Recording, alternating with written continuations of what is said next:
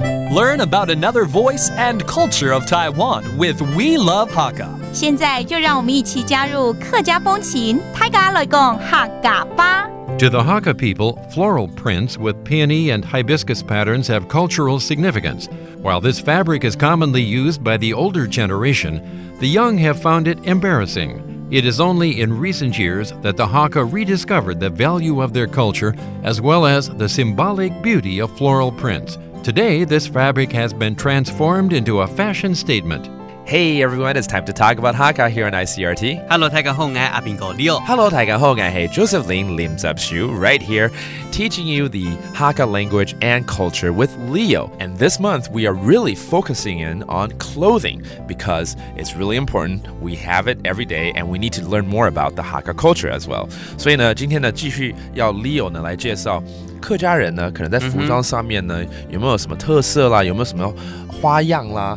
或者什么 patterns 啦，我们会比较常看到。你讲到这个，我就想到了，我以前常看到一种布，就是发布。发布，很花的布。对，是哈，就叫花布。对。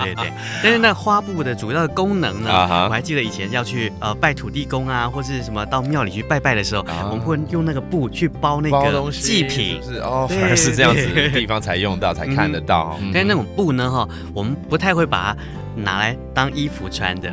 那现在用配色的关系就会感觉起来就蛮不错的。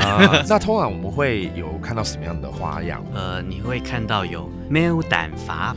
喵蛋发就是牡丹花，听起来就像牡丹花。对，牡丹花 which is the peony and 还有没有别的花样？胎凤发，但你一定看过它就叫做扶桑花。扶桑花，Oh, I know that. That's the hibiscus. 我们常常会在篱笆上面会看到啊。对。其实台湾还蛮多的，还蛮常见的哦。怎么讲？胎凤发。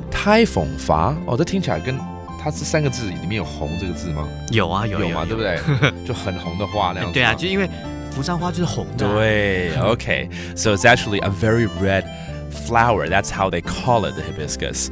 All right, let's review these terms. The floral print cloth, 也就是花布。发布。And you can find the peony, 牡丹花。喵蛋发 and the hibiscus, 也就是扶桑花。胎凤发 So next time you see someone wearing that, it's actually fashionable. So there you go. That does it for this Talk About Hakka. 什么大家？俺是谁？张来了。客家风情由行政院客家委员会监制。We Love Hakka has been brought to you by the Executive Yuan's Council for Hakka Affairs.